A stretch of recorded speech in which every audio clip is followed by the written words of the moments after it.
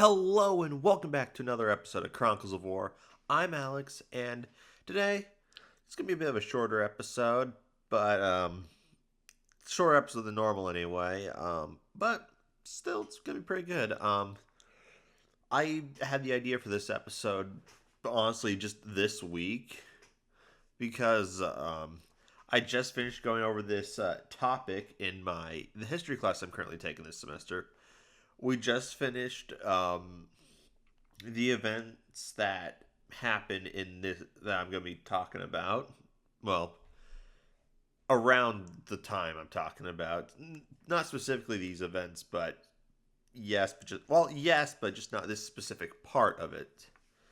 But anyway, today I'm going to be talking about a person. I'm going to be talking about Samuel Whitmore. So, Samuel Whitmore was born July 27th in 1696 in Charlestown, Massachusetts. Um, Now, there's not a lot known about this guy. Like, public records, nothing. There's, like, barely anything about him.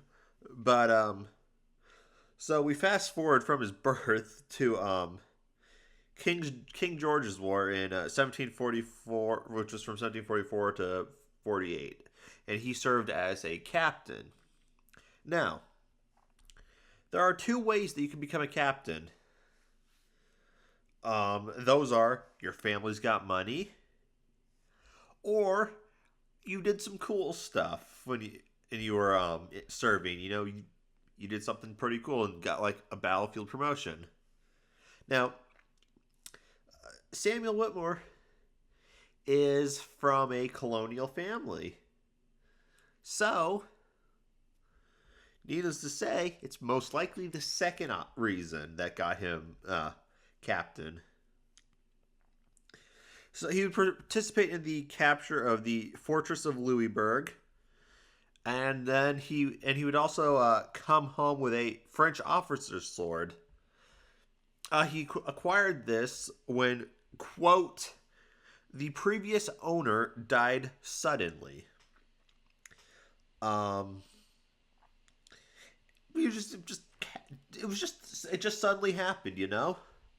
But anyway, after this, he would then move to Menominee, Massachusetts, which is now modern day Arlington, Massachusetts. Then in 1754, he would fight in the French and Indian War, which lasted until 1763. Now, at this point in time, he's 58. Life expectancy at this point in time is 60. This Samuel Whitmore is literally 2 years away from dying, theoretically. He's expected to die in 2 years. But here he is out fighting the French. He ends up getting twin dueling pistols, much the same way, most likely, as he got his sword. And yet again, he participates in capturing the fortress of Louisburg, because during King George's War, they kind of returned it to the French as like way to get them surrendered. It's like, look, surrender now, and we'll give you your fort back. And at least that's what I read anyway. I don't know. I don't know. That's like the only thing I know about King George's War, actually. But anyway, he helps capture it again, which I find that kind of ironic because there is a roughly 20-year gap between these two events. Wait, no, yeah. There's roughly a 10-20 year gap here. And both times that the British take the fortress of Louisburg, he's there. He's just he is just the anti-fortress of Louisburg, I guess. Like, I'm not saying this is the reason why, but like he could be just the reason why it happened both times. Because think there's not it's not it can't be a coincidence. He was there both times. He got captured by the British. I'm just saying. But anyway, joking aside, anyway, after that, right at the end of the French and Indian War, he's back to another war. He fights in Pontiac's War. Pontiac being a Indian chief. Pontiac's War is in 1763. Fights again. Doesn't bring home any cool war trophies this time. Um, doesn't get anyone doesn't get anything from anyone who died suddenly. Now, fast forward to April 19th, 1775. If you know history, that date should be familiar to you. 1775, on April 19th, at this point in time, Samuel Whitmore is 78. That's 18 years past the life expectancy rate. It's the middle of the night, and so Samuel Whitmore, he's asleep, presumably. I mean, I would be late at night. And anyway, he hears a horse, and then he hears some yelling. Looks out his window. There's this dude yelling about the British coming. This dude, Paul Revere. He proceeds to tell him to get off his lawn. Essentially, he tells him to go away, and then just goes back to bed. Because, he's old. He doesn't want to deal with this. He's too old for this. Or something, But anyway, later during the day, he's working in his field because he's a farmer. He's working the field, and in the distance, he hears fighting. Now the reason he hears fighting is because April 19th, 1775, this is the beginning of the Revolutionary War. The American Revolution begins this date. The battles of Lexington and Concord have just happened, and the British are retreating from Concord back to Boston because they met a force of I think 2,000 militiamen, and there's only 700 of them. But anyway, he remembers what Paul Revere says, so he goes and grabs his musket, his dueling pistols, and his sword, and he waits by a stone wall that's near the road. Now, there's other Minutemen nearby, and they're like, "Look, you can be here if you want, but like, go find better cover than just being behind this wall. Like, go behind a building or something, or in the trees." And he instead replies with, quote, "If I can only be the instrument for killing one of my foes, I shall die in peace." And then, which, I mean, let's be honest, that's a pretty cool quote for him. I mean, he's 78. Like, that's pretty. He's like, you know what? If I'm gonna go out, at least I'm taking out someone I don't like. Which, I mean, it's pretty gangster if you ask me, for a 78-year-old to be like that, thinking that. Anyway, the British show up, and he pops up from behind the wall, fires his musket. This kills one of the British. Pulls out his dueling pistols, fires both of them. Kills another 2 British. He draws his sword and gets ready to charge them. At this point, he is immediately shot in the face. However, despite this, he attempts to reload one of his guns, but at this point, the British have reached him, and he proceeds to be bayoneted between 6 to 13 times, Don't know how many times really because it's all in the same spot, so you kind of lose track. You kind of losing track of how many stab wounds there are there. But anyway, after this, he proceeds to be clubbed in the head with a musket, and then left for dead. So 4 hours pass by, and some colonials they notice he's not actually dead yet.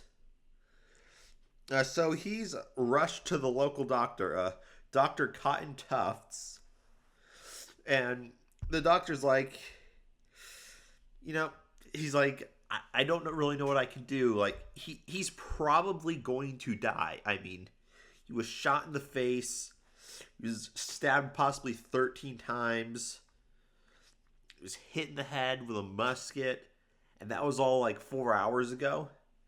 And he's 78. Like, there's not really anything I can do. Um, but anyway, then Samuel Whitmore's entire family proceeds to show up to this hospital, and he's got a fairly large family at this point. Like, there's quite a few generations. Um, anyway, they all show up to the doctor's office, and he's like, "Well, I guess I'll do my best." Dr. Justice is like, "Yeah, I guess I'll do my best." Patches him up and just has him sent home with his family so that they can watch over him until he dies. Which they do. Except his death doesn't happen for another 18 years. Yeah, this guy dies February 2nd, 1793, at the age of 96. Remember, I said life expectancy was 60.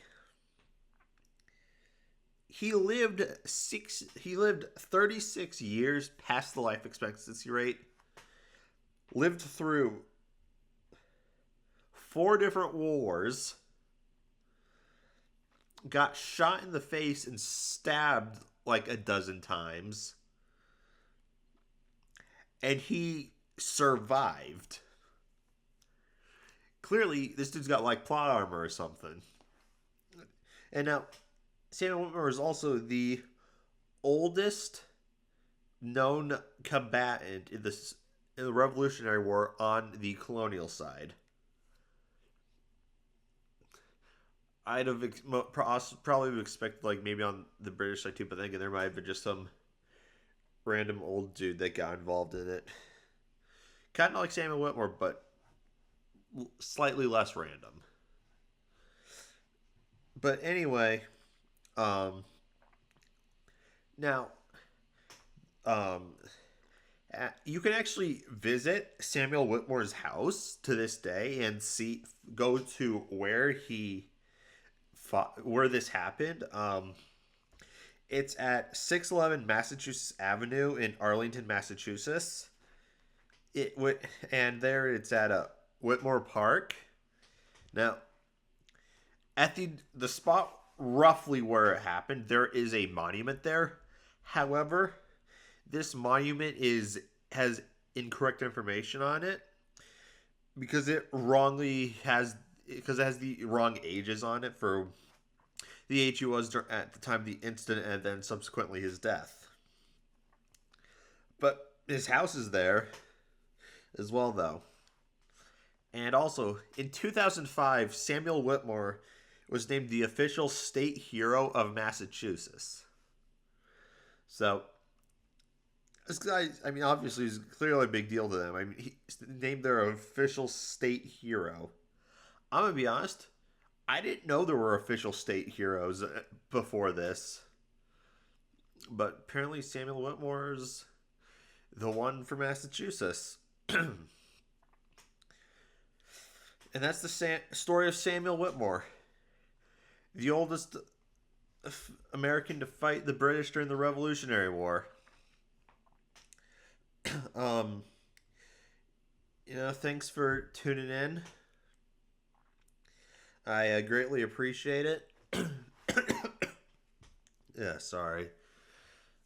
I should have gotten something to drink before I recorded this, but oh well. But anyway, so again, just some updates and whatnot. I know I've been mentioning my normal history podcast. I don't know when that's going to happen yet. I've kind of been procrastinating on it because I'm a procrastinator. But also, like, midterms is next week. So it's probably over fall break, which starts on Thursday next week, I think. Um, Probably over the break, I'll try to get like my intro and logo for that put together, as well as my first episode notes written out because I already know what my topic's going to be for it. Actually, no, because it's not going to be. Actually, no, I wouldn't be doing my first episode. I'd be doing my pilot episode for it. Because even though I've pretty much explained it on here, I'm going to explain it on there as well, just, let people know. And then after that, I'll do my first episode. But yeah, that's probably going to get started not next week, but the week after. I can't remember if I think I might have said a date I'm planning on having on. I don't. That might change. Who knows? But anyway, thanks for tuning in. Now, if you're new, um, and you enjoyed this content, on YouTube, subscribe, and the episode, turn on notifications and whatnot. Also, another thing I'd really appreciate is comment what you want me to cover in future episodes, because if it's military history and I can find enough information on it, I'll cover it. If I can't find as much information, I might still cover it, but it might be at a time where I don't have a lot of time to go through the research for a full length episode or something like that. Or I might do it over winter break in between semesters, that type of thing. Another place you can leave a suggestion for a future episode is over at my Twitter. It's at ChroniclesOFF44. Check my pinned comment and leave suggestions on there underneath it. Also on there, I post announcements for when each one of my episodes comes out.